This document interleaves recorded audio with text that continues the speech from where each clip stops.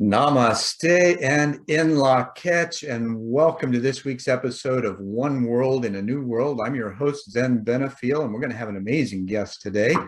But before that, let's review what those two words or phrases mean. Namaste comes from the Sanskrit, which spoken is actually the Brahmi, and it means the divine in me recognizes the divine in you. In Lakech, on the other hand, comes from the other side of the world. It's Mayan for I am another you.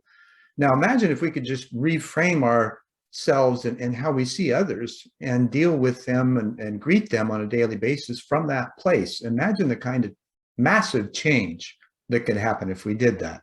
Pretty cool, huh? Great. All right, so this week's guest is Tom Paladino. And he has really explored a new, maybe not so new, but a different way of energy, of looking at energy and how to use it. He is the founder of the Scalar Research or ScalarLight.com. He's a scalar energy researcher. He is his objective is basically to improve the human condition with quantum technologies. Now, Tom's been a researcher in the scalar energy industry, if you will, for over 25 years. He's used the information and patents and resources that folks like Tesla and Puri and Thomas Murray and a guy that Hieronymus, I think it is maybe a close pronunciation of the word. But he's really delved into the science behind it and brought what he's found forward. Now, before I bring him on, forget that. Tom, glad to have you here. Pleasure. Thank you for the introduction, Zach. Well, you're welcome. And it's great to have you here. Now, as I understand it, people are going to hear scalar light or scalar technology, and they're going to go, well, what the heck's that? So if I could give you my understanding of it, maybe that'll help and give us some place to start. So scalar energy, there's two types of energy. There's electromagnetic, which kind of helps manage the pseudo-physical world, right? Even the physical world is 99% space from what we understand from quantum physics. And then the scalar, though, operates in that space, right? And so it's a different way of utilizing or accessing energy for however we can figure out how to use it. Does that sound about right? Yeah, I would say scalar energy is consciousness. It's non-physical. It's consciousness. It's the mind, if you will, of the universe, the mind of God. Wonderful, wonderful. So early on, I'm sure that having gotten to this level of your involvement with it, what happened to kind of reveal this potential to you when you were young? How did you connect with it, and what were the types of things that happened? As a youngster, I had mystical events. I've always had a proclivity for mysticism. I think I've been gifted with that mysticism, if you will. And what do I mean by that? You have an insight. You have the ability to know something without deducing a matter. It's a knowing. It's a higher learning. It's a knowing. It's an afflatus. And I was fortunate enough as a youngster to read about Nikola Tesla, the great scientist. And I knew that Tesla was onto something because many of his theories and inventions had nothing to do with electromagnetic energy. Later in his life, he was working with scalar energy. And I said to myself, there is another energy. He's on to something, and maybe there is explore that. Yeah, there is quantum energy. This man, Tesla, knew that. And I said to myself, I'm going to try and pursue a career, an academic career, trying to understand scalar energy. It's been time well spent, if I may say so. No doubt. Well, when you first began to discover, even as a kid or an adolescent or even a teen, what were the types of things that kind of indicated that there was something there initially, although you may not have understood exactly what it was? Yeah. You see scientists always trying to explain certain phenomena, such as, say, a quasar. Let's look at a quasar. And many times the scientific community would be puzzled, and they would say, well, this is not this is an anomaly. We just don't understand how a quasar behaves. It should not be an anomaly. It's scalar energy. So when you're looking at that from a scientific viewpoint, and you're trying to explain phenomenon in the universe that cannot be explained by electricity and magnetism, well, that's obvious. It's a scalar energy force field. Or at least a different something. You know, you mentioned that this awareness that I think scientifically, there was a scientist that was brought on board and this is going to sound like it's from left field, but it really isn't. The UFO investigation that Canada did back in the 50s, and it was funded by the Ministry of Transportation. The man's name was Wilbert Smith. And Smith was a well-respected scientist and leader in his field. So what he became, he actually had conversations with what he called people from elsewhere. And he wrote these down in his memoirs, which weren't published until 2 years after his death. So I don't know if he expected anybody to read them or not, but it was nice to have the documentation, right? Well, one of the things that they said to him is that we don't understand the nature of the universe, and we see things as anomalies. And what they say is if you see an anomaly, that just means that you don't understand it. Correct. Exactly.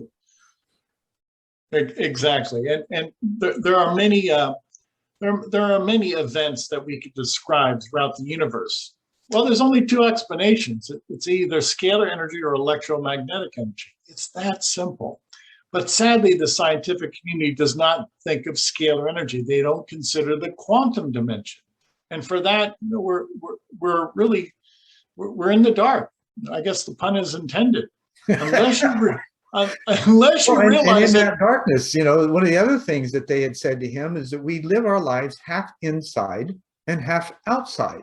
Yeah. So if we could equate that inside to the dark, we don't really explore that. We have no idea, you know, it's the etheric, the non-physical, the however, you know, the spiritual side of things, consciousness, where we have these interactions, but we don't really know what goes on. And like you're saying, quantum physics now is saying, hey, you know, it is true that how you feel and think affects your environment.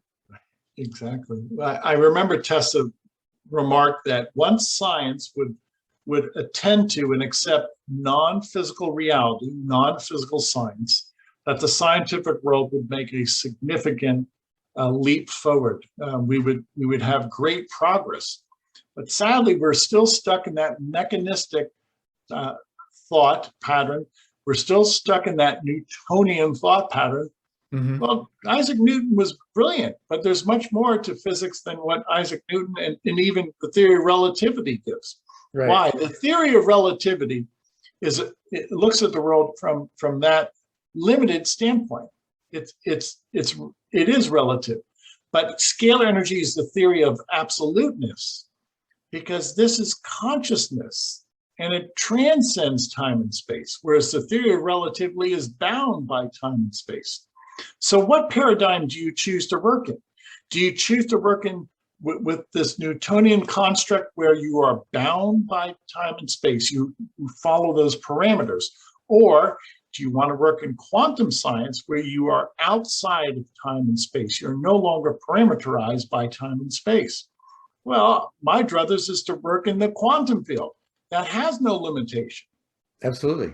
And that's a fascinating place to go, but it's a vast unknown that, you know, when we consider things, you know, we've as a civilization, right, we've developed layer upon layer and developed through understanding and some science and industrial age and then the information age. And now maybe we're going to go to the consciousness age, right, where we learn how to bridge these concepts and things because they all work together somehow.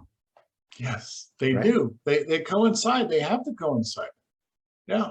The quantum science. Sure. Do we have maybe a built-in design or system that you found that may lend to the bridging?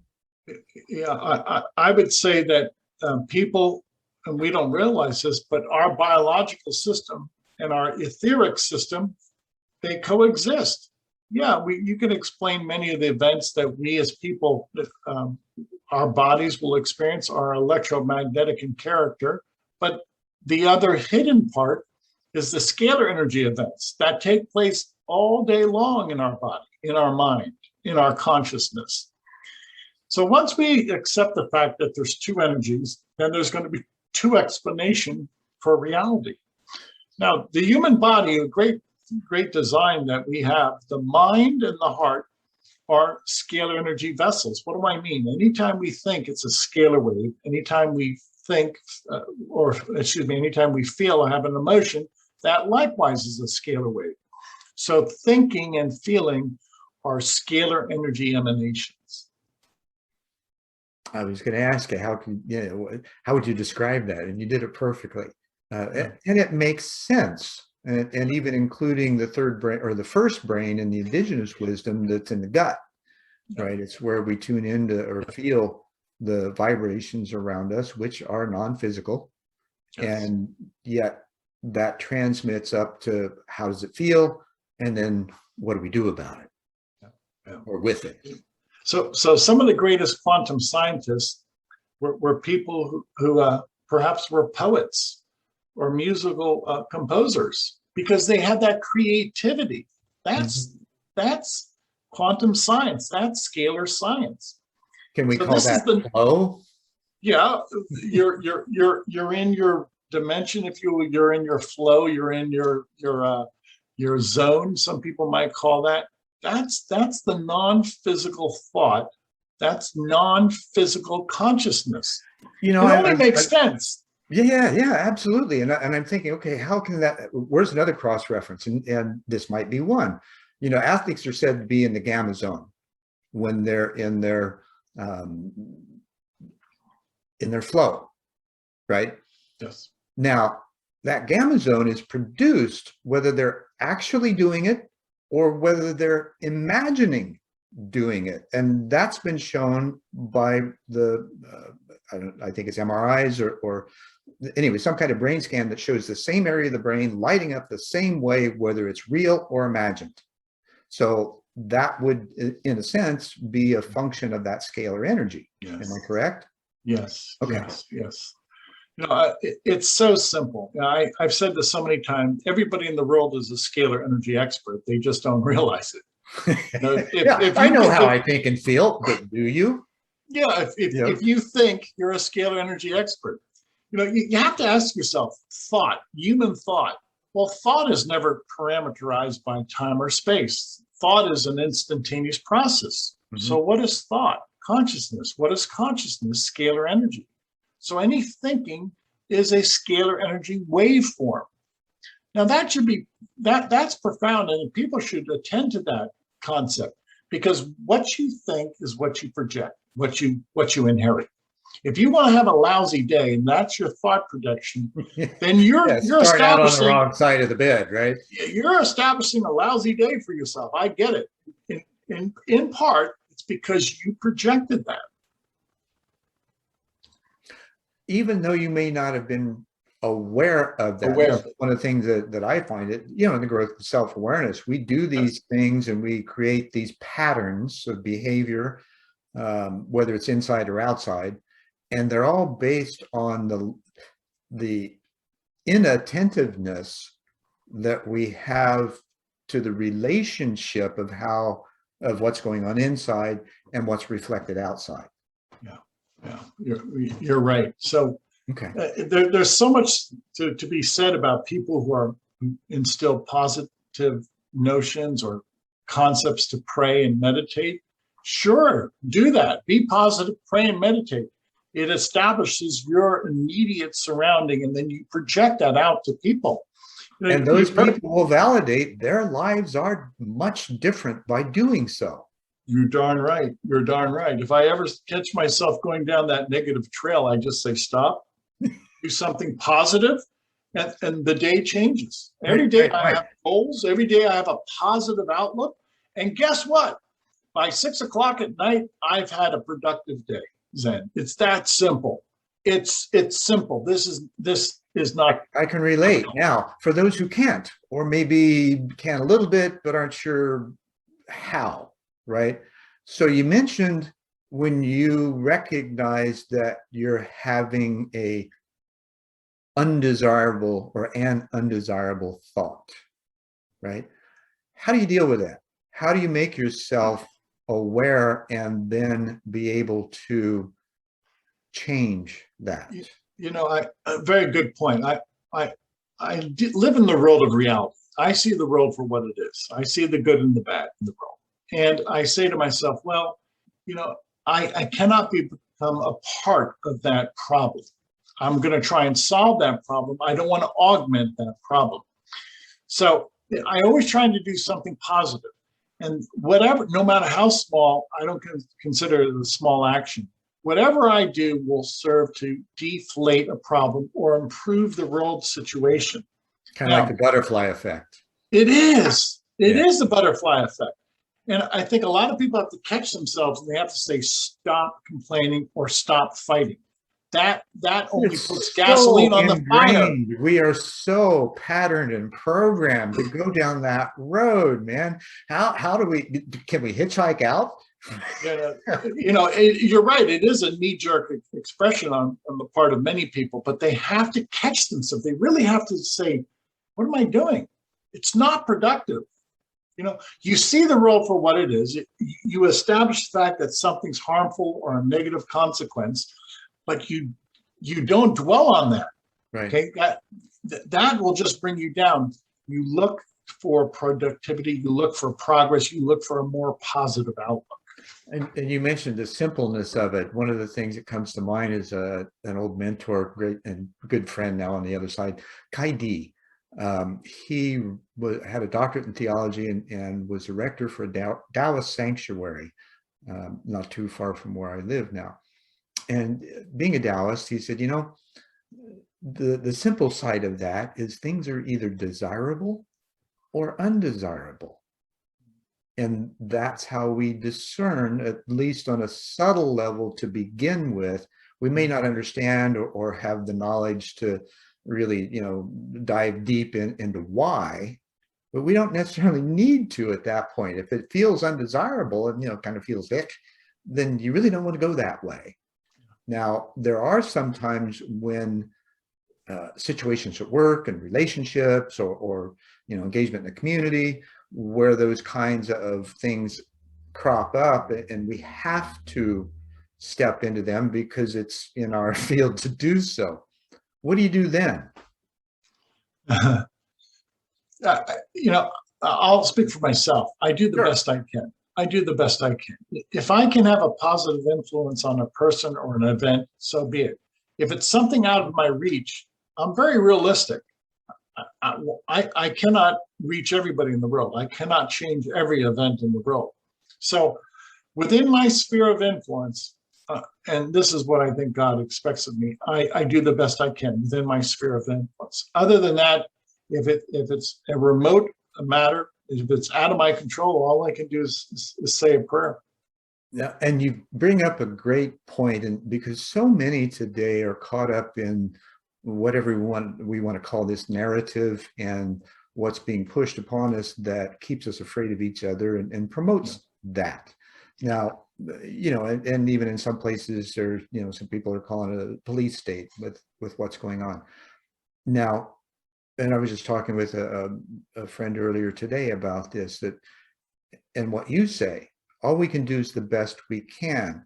We can only do that in our immediate environment. And it's my opinion and my experience as well, and I'm sure yours, is that when we do that as an individual in the place where we're at in the present moment with whatever is there, then the rest of it really doesn't matter.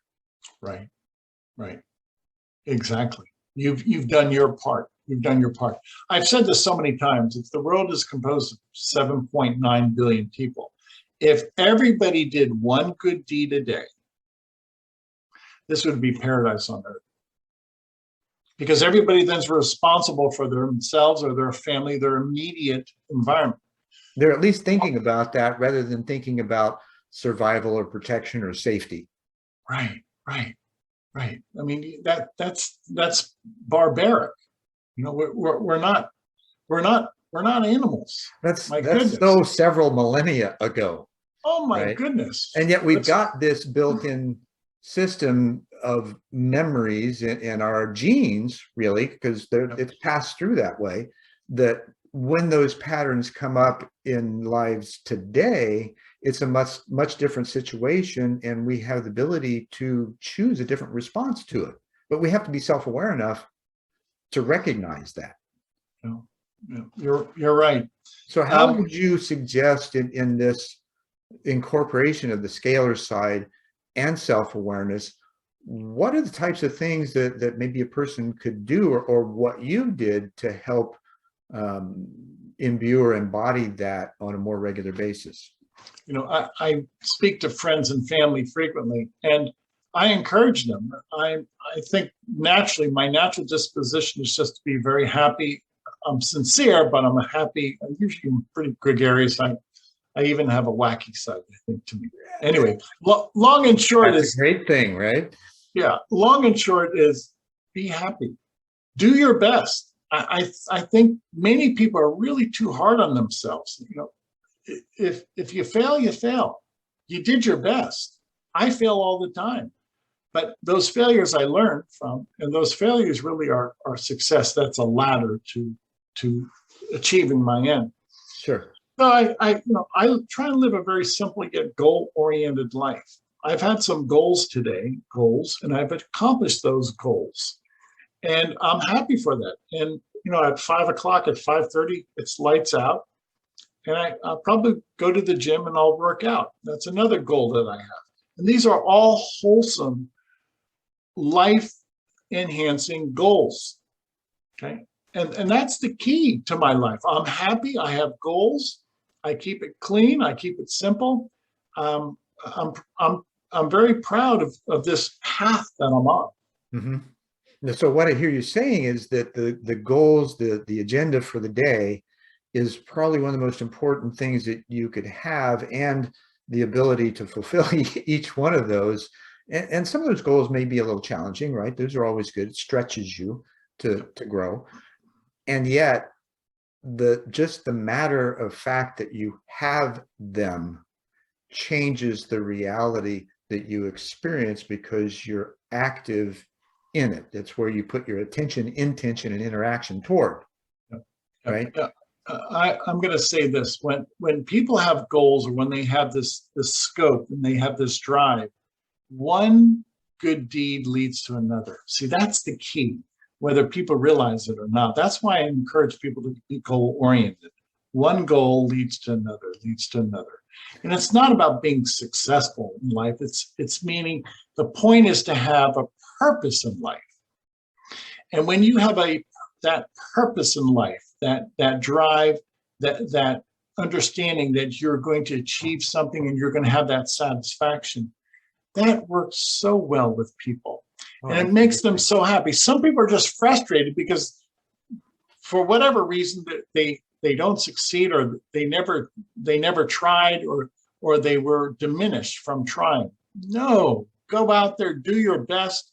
If you fail, you fail, but at least you tried and you learned something in the process. Yeah. And the key is, once you're on that path, you're on the path to the stars. You're not negative. We're back to, we're stardust anyway, right? You're not moping around the house, so to speak. So it really is a psychological set point.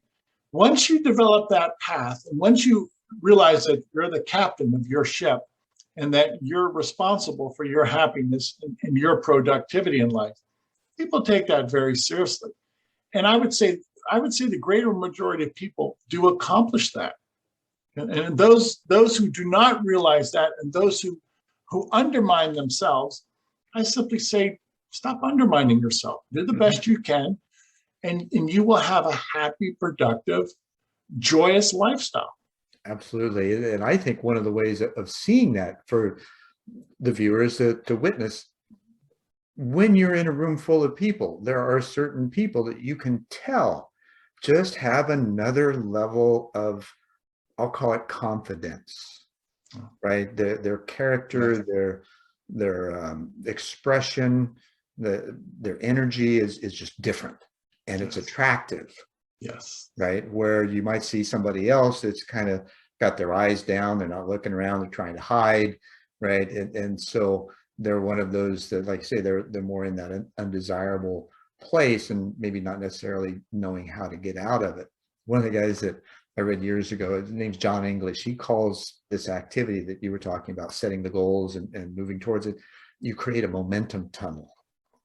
And I've heard other references that when you choose to take that step forward, Yes. you do it with a conscious intent and commitment, that the universe will back it up. Yeah. And all kinds of things will start coming in that you never dreamed possible or expected. Yeah. They'll show up. Yeah, you're right. It becomes then a process. And once you're in that groove, boy, I've seen some people, their entire life, they've been in that groove, and they don't get off the beaten path, and they're very happy, successful. They live a wholesome life. They live a life that's very productive. That's productive for themselves and the people around them. Again, if you could get 7.9 billion people to perform one good act, one good deed a day for themselves or their neighbor, this would be paradise on earth. Mm-hmm. And even if those in the audience just do one thing a day, that's tremendously fulfilling. Yeah. Right? There's a whole different presence in that energy that you feel that then exudes into your environment, and it reflects back, at least in part, that perspective and where you're at with it. Do you find that one of the ways of determining where you're at, right, is what kind of reflections you're getting from your outer world? Sure. Let's face it. We live in an environment, and we are affected by that environment, or we affect that environment. So, the notion you can be a candle in the middle of the night, you can be a candle in the darkness, and you can. Try and surround yourself with good people. Try and surround yourself with people of like mind, people who want to create a better world. And if you experience people who are negative, try and work with them. Those who really are disparaging, you got to lift them up. Try and show them a better way by example. I think that's important. By example, people are looking at us all the time. They're always looking around. They're saying, well, why is she so happy? Why is he so happy? What is it? Right.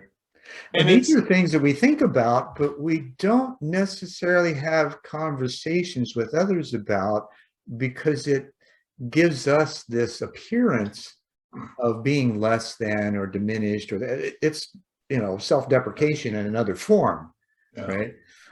And so what kind of advice would you give to one who may be on the fringes of that, or maybe even in deep doo-doo?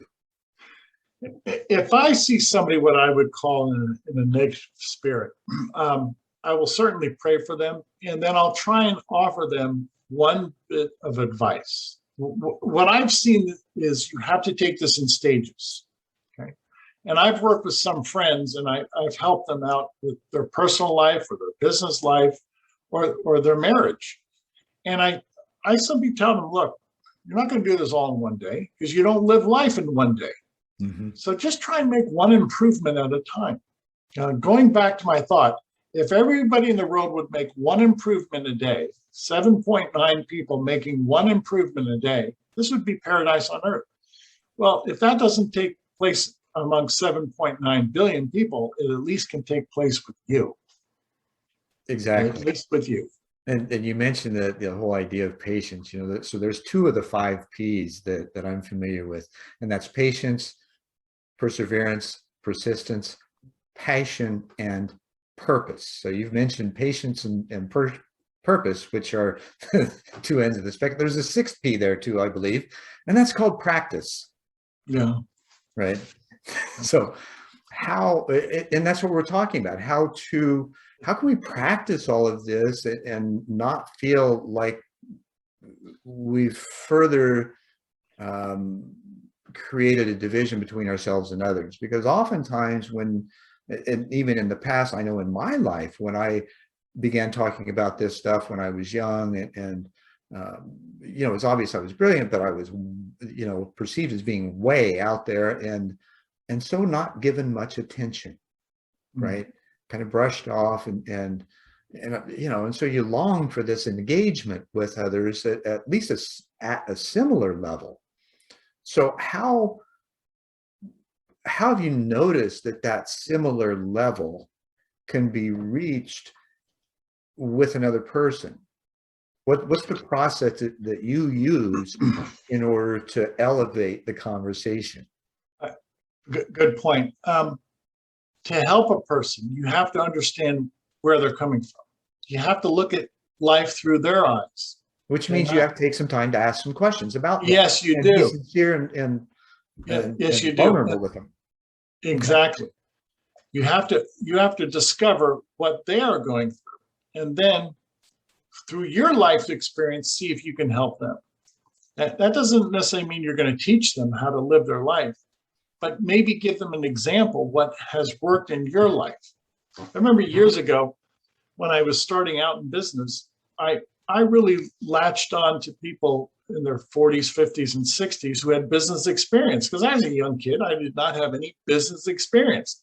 And when somebody was sincere, and they wanted to give me some type of business information or some type of a object lesson, I would listen because I respected their experience. Mm-hmm. So in other words, they were telling me how to model my life after their success. So that was the easy way.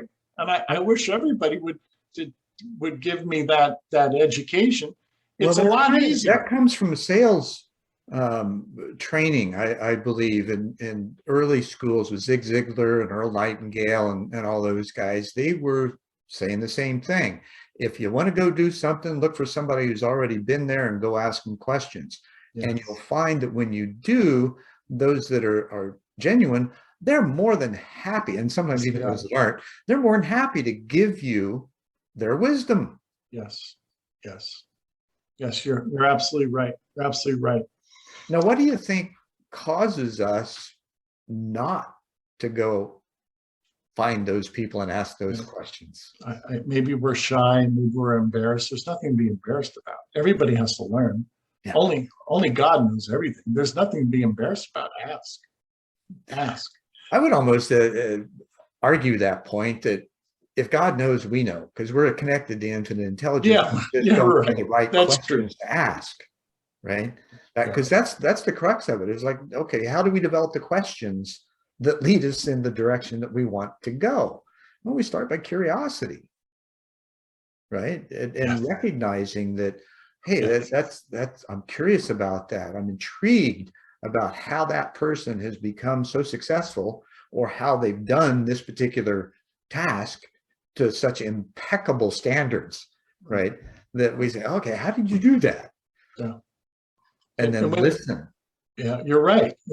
And you're right. Those people are genuine. A lot of them do want to impart what they've learned because they want to make this a better world. They want you to be a better person. And invariably, I see that they have a clear-cut plan, program, call it what you will. It's usually a simple plan, and they're disciplined. I'm going to repeat that. They're disciplined. They follow it. They actually believe in what they're doing. They're disciplined. They practice what they preach. And that's one of the things that most of us don't realize. We're disciplined.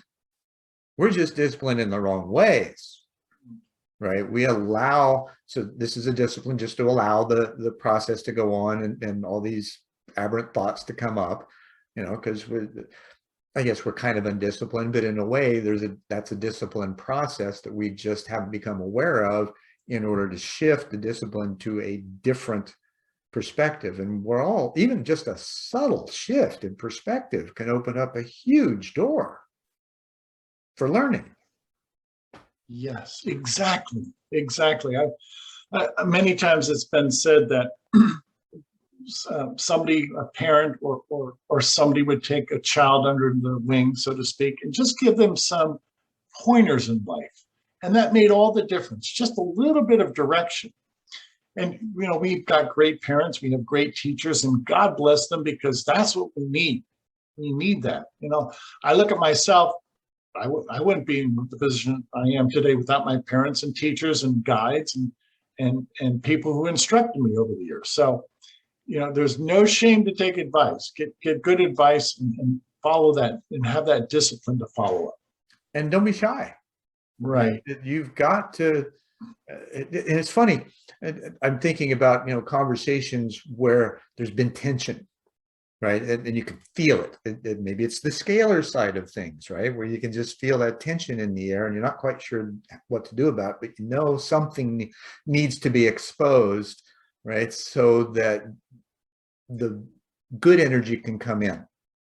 And when you address those things, no matter how difficult it may be, even if it's just saying, hey, I'm not feeling quite right, I don't know what's going on, but this is, and talking with the I framework, right? First of all, then that seems to open up the ability to at least have a conversation about what that sense is and what's going on.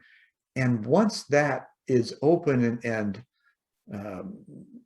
open, I'll just say that, there's a shift and both people feel it, and it's undeniable that, okay, now we're closer to being in the same place, or we're closer to the, like I said before, that in La Catch, we're closer to being I'm another you, right? Yes. Until that point, you're having this, okay, if we're the same, then why are we having some conflict or apparent conflict? Another mentor mentioned that there really is no conflict. It's just miscommunication. We understand differently. Yeah. You're right. It's a different way of looking at a problem or a different understanding. And there seems to be a lot of problems today with semantics or how we express ourselves. And instead of looking for what divides, you have to look for what unites. There's just too much fighting in the world. Of course, you're going to have diversity. You have 7.9 billion people. We have to learn to get along better. Absolutely. And the diversity is really the magnificence of this world. And America, for one, has been a place where, people from all over the world have come, and we're, 250 years old in our culture, a little older than that from the indigenous, but we haven't paid attention to the indigenous as of yet. Yeah. And yet here we are with this tremendous opportunity because of the diversity in the United States, which I don't know, but I can probably say with some surety that we're the most diverse country in the world. Now, how does scalar energy assist that process of embracing the diversity and utilizing its facets to bring us all up? Good point. Well, let's look at scalar energy, quantum energy. It's infinite intelligence. It's shared by everybody.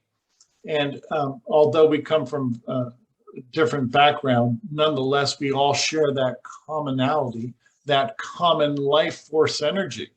The carbon atom, for instance. Yeah. So what does that mean? Well, regardless of your age, your disposition, your genetic disposition, your background, your cultural background, it's scalar energy, it's quantum energy, it's consciousness that is essentially going to be responsible for your being, for maintaining your creation.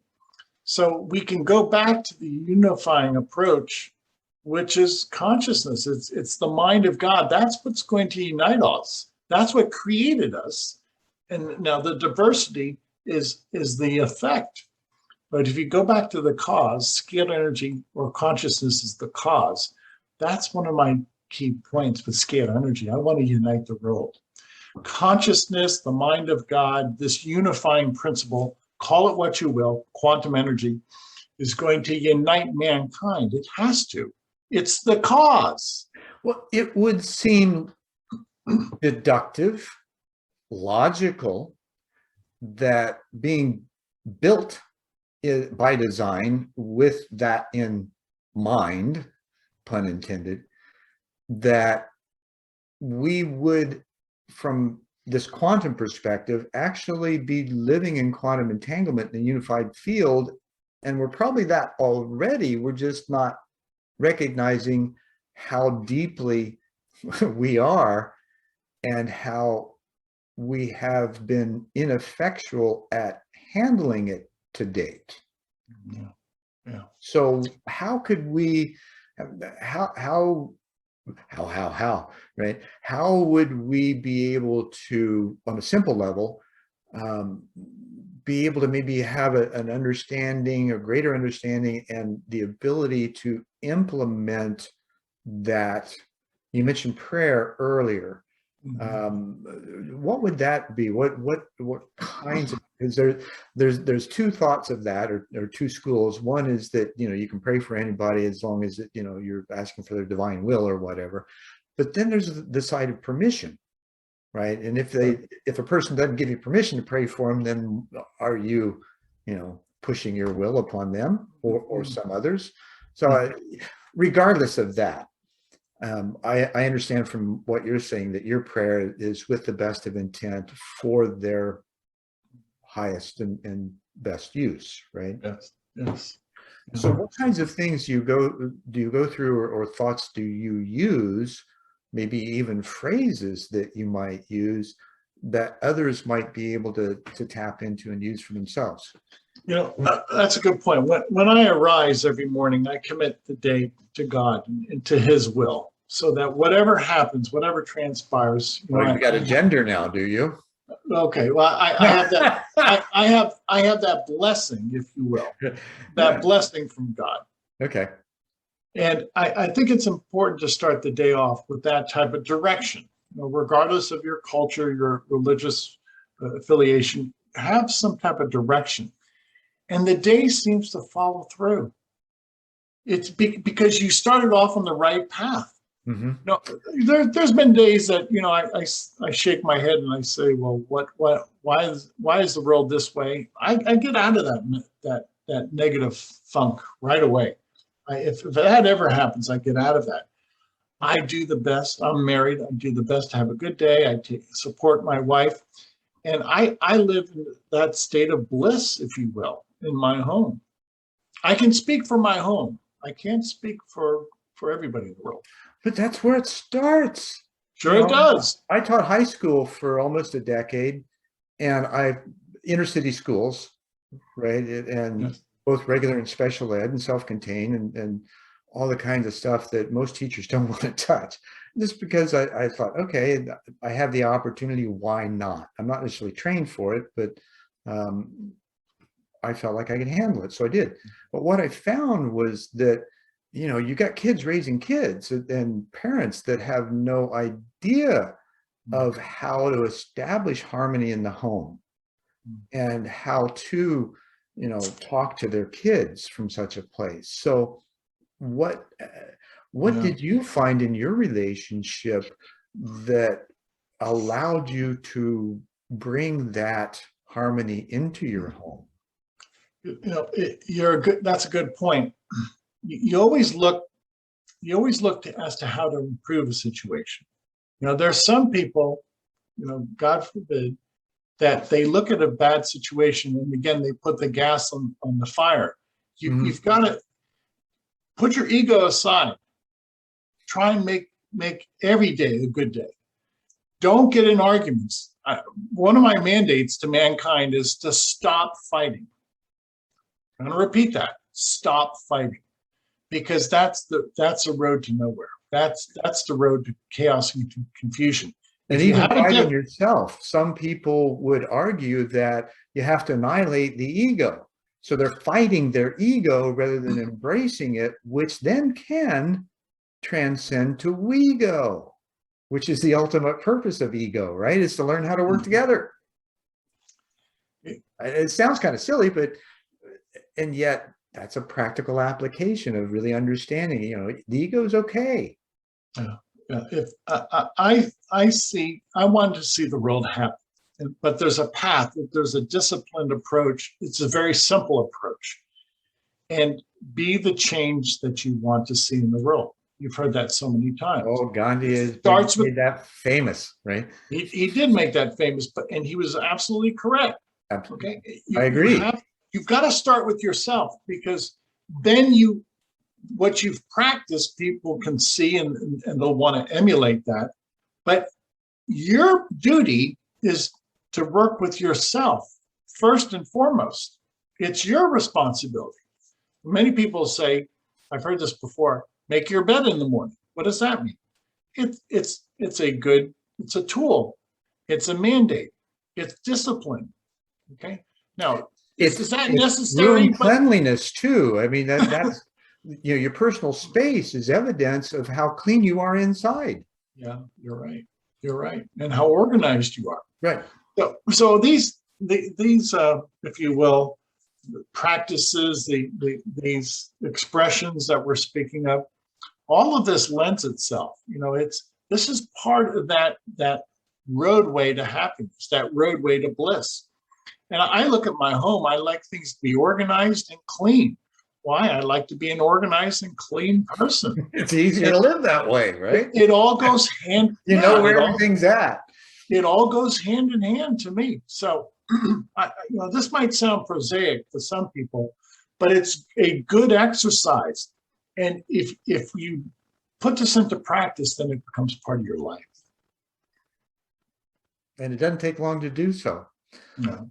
Now, let's look at the scalar energy a little more in depth and the specific work that you do with it. Could you describe kind of how you work with it and what the ultimate goal is of it? Yeah, I'd say the ultimate goal of scalar energy or any technology is to help mankind. Okay. And the fact that scalar energy is a fundamental energy, it's the prime mover of the universe, then I feel blessed that I'm working with the cause and not the effect, if you will. Sure. So why do I put such emphasis on scalar energy? It's consciousness. It's responsible for our universe. So if we can control the cause, scalar energy, then you can dictate the outcome. You can dictate the effect. So you're saying we are co-creators? Yes. Oh, and that's exactly what God wants us to be. When we learn to master, when we're told we're sons and daughters, what the heck are we when we grow up? Well, we may not have the magnificence of the Almighty. However, there are certain gifts and abilities that we do have as a result. Yes, I believe we're made in the image of the Almighty, and one of those gifts is scalar energy. What do I mean by scalar energy? It really is the intelligence or the instructions of the universe, the intelligence of God, the blessing of God. Now, would you say that also could be a frequency?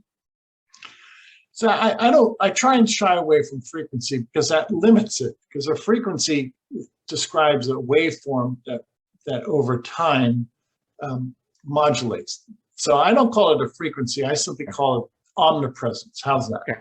Well, the reason I'm asking that is because many people report that are on this path that we're talking about and trying to, assimilate this unification process.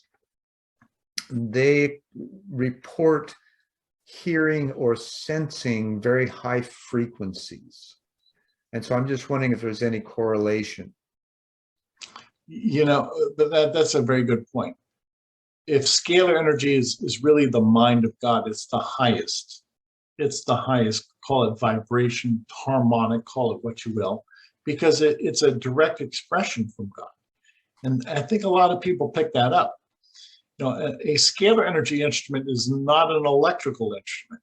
It's a very refined, it's a perfected state of being. So a scalar energy instrument broadcasting consciousness or that knowledge or that omnipresence it's a different state of being. This is not, like I say, this is not a stream of electrons. This is not electricity.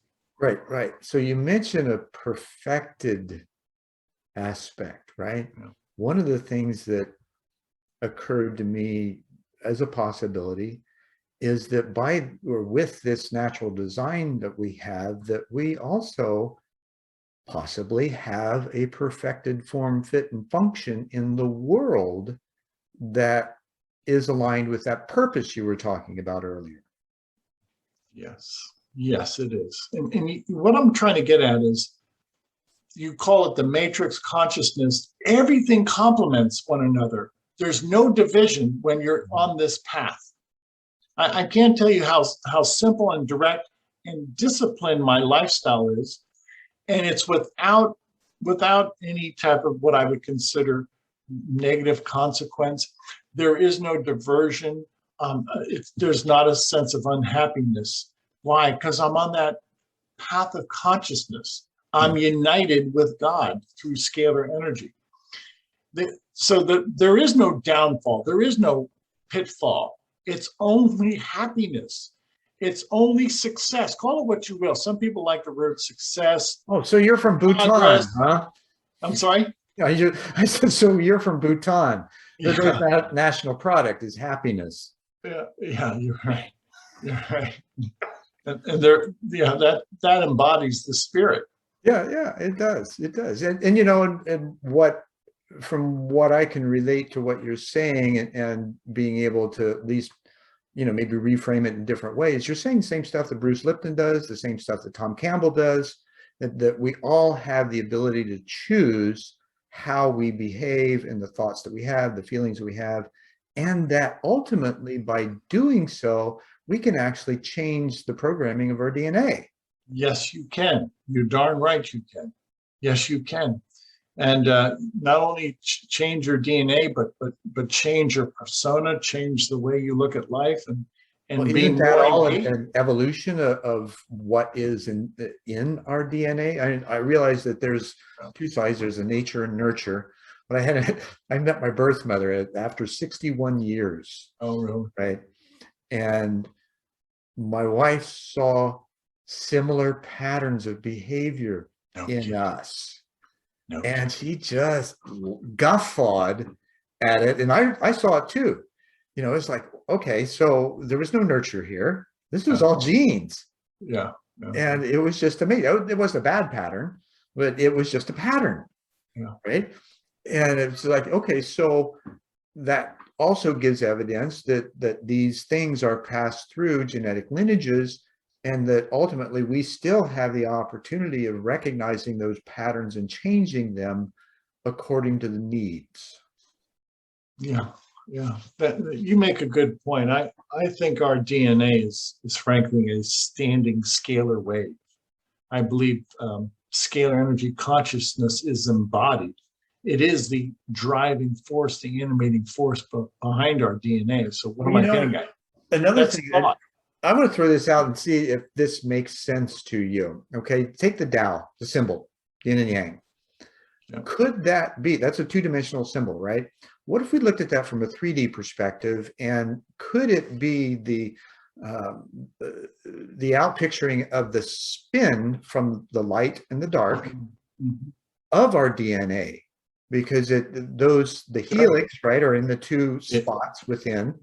And gosh, wouldn't that be amazing? You know, that's the power. And one of the other things that's fascinating is hydrogen is the most prevalent element in the universe, right? Yes. It's also the bonding agent of our DNA. Yes, it is. Hydrogen so bonds. All of these little things are there for us to discover that gives us, in my mind, the more of an impact of the continuity and the congruence of the structure of the universe and our ability to understand it more. Yes, you're right. If you look at a scalar wave, it's the exact ratio and proportion as to our DNA, human DNA. That's no accident.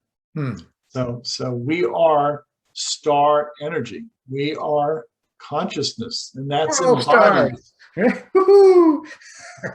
That's embodied in us.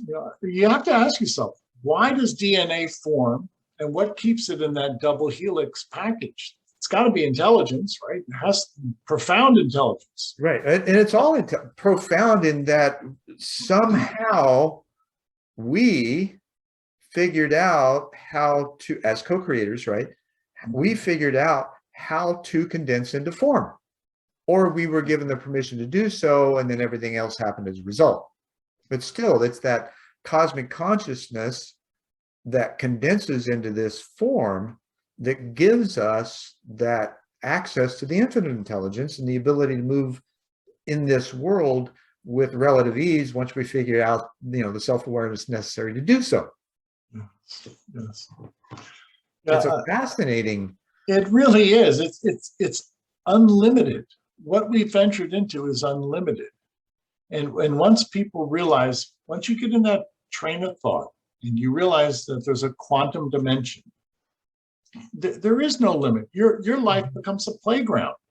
I research all day long, but it's as if I'm in a scientific playground.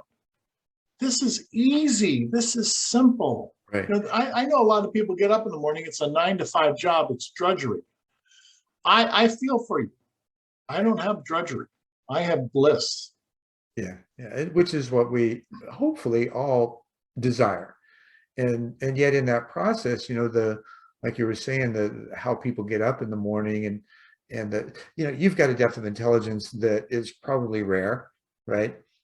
And not everybody's going to be able to grok what you're saying from a scientific standpoint, but from the simplicity of what we spoke or how we have had this conversation today, that might filter through and make sense, right? Because it's about making sense common. Yes. Right. Yes. We've got to understand how sense is made and then make that sense common. And we also have to make this so appealing to people. You have to tell people that not only is this simple and easy, but it will make you happy. Try it. Try this lifestyle. Try this mindset. That's how you attract people. If they see the benefits, they see it's easy, it's non-threatening, they'll do it. Right. Yeah. Test it. See whether you get results or not. We know you will. Right? Because we've experienced that, because we've tested it, and probably tested it much more than most people do, because we want to know, because there's, like we were talking earlier, there's this opportunity we have of learning how to operate in quantum entanglement with the unified field, which reveals that perfected form, fit, and function that we are, and gives us the ability to go way beyond doing that one nice thing a day. Our lives become that one nice thing. I know, it becomes simple. It becomes simple. And not to do that becomes foreign, becomes strange, right? And once you have an experience of that, even if it's a moment, just to realize, oh, that was weird, right? How'd that happen? Well, just remember that sensation that is usually filled with awe, first of all, and then you begin to notice the synchronicities that indicate that situation is either about to happen or in process. Yeah. And again, that's how aware are you of your environment? And most of us have the blinders on, the tunnel vision, because we're after something. You're right. You're right. We don't see the big picture, and we limit ourselves. And I look at opportunities in my life, and again, some of those opportunities came through failure, or those opportunities came through a divergent path. They weren't failures. They were just learning lessons. They weren't failures. It's something that I had to experience. It was just a circuitous route to the path. I've learned to call some of those excruciatingly fun. Yeah. I'm sure you can relate to that. Because in process, when you're in the middle of it, it surely isn't fun. And yet, from experience about the process that it will eventually resolve itself and everything will move up a notch. Well, you're right. You're right. You have to punch through the envelope. Sure. Yeah. It's something you have to experience, something you have to go through. So let's look at today and what's going on in the world, what kind of advice could you give to the person that's facing this seeming chaos and how they might get to the order which is embedded within it? You have to understand, why is there chaos? And you realize that there's an engine behind this chaos. That this is man-made chaos. This is not by accident. And you have to understand who's behind that chaos and to avoid that. So I'm not going to preach about this, but you really have to take a good hard look at the world and say, why are we in this chaotic state? Well, I wonder if, because of that infinite intelligence and its management of our affairs in order to move us all forward, that this too may be part of that process, because we don't change until we get so uncomfortable with the way things are that we can't stand it anymore. I've been floating that idea, and I agree with you. Some of the most trying times would lead to a renaissance in mankind. And let's hope that the past 2 years with the pandemic and the confusion that we've had, let's hope that we come out of this smarter, better. We develop a way of understanding what the problem was and changing our lifestyle to reflect that, so that we need to change. There's something we need to do to improve. And the animal kingdom just voiced its opinion too. Yeah, that's my dog. It's like, yeah, I like what you're talking about, or at least that's how I heard it. Yeah.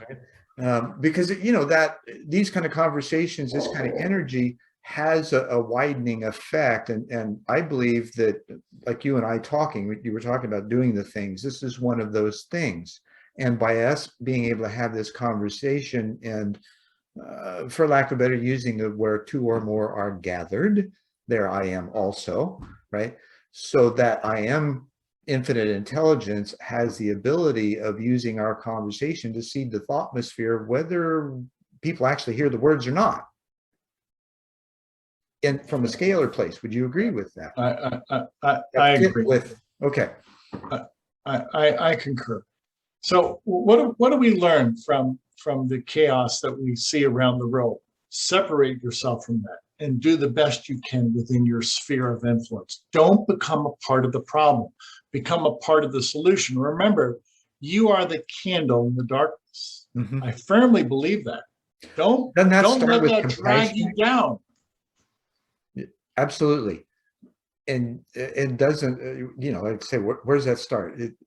Would that start with compassion, which means on a functional level, putting it on pause, right? Wherever you're at in your head, put it on pause and try to understand where the other person's at.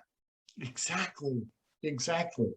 No, you don't, and nobody thinks like me all the time. I don't think like everybody all the time. You have to be compassionate. You have to see the world through their eyes. What they've experienced is entirely different than my life experience. So instead of fighting, we have to understand why and try and ascertain why we have such chaos, and then just make those necessary steps to prevent that from ever happening again. Cool.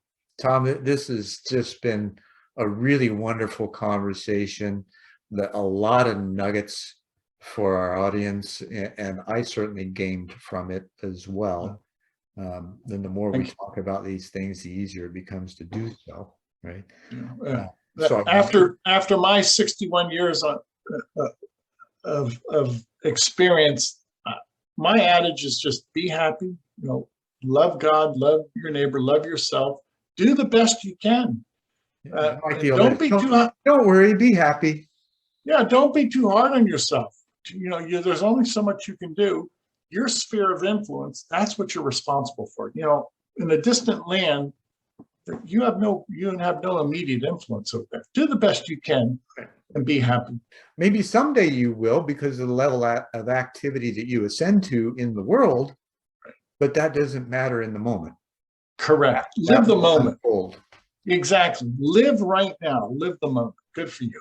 Cool. And good for you. And thanks so much for being with us. Yeah. God bless you. Thank you. Thank you. And namaste and in la catch. Thank you for being with us for this episode of One World in a New World. I'm Zen Benefiel, your host, and we'll see you next time.